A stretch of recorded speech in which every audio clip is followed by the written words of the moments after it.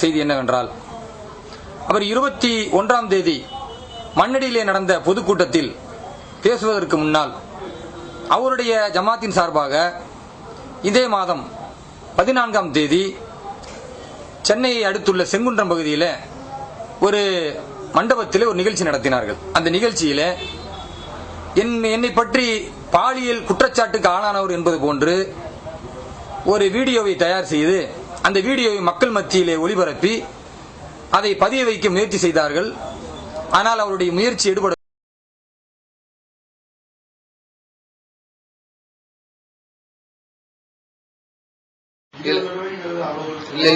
இல்ல அவ்வளவு இல்ல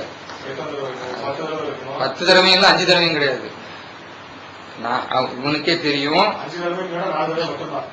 4 தடவையும் இல்ல 3 தடவை 4 தடவை வேற வேற இடம். இது ஒரு அதாவது இவங்க அடிக்கடி வீடு மாறிக்கிட்டே இருப்பாங்க.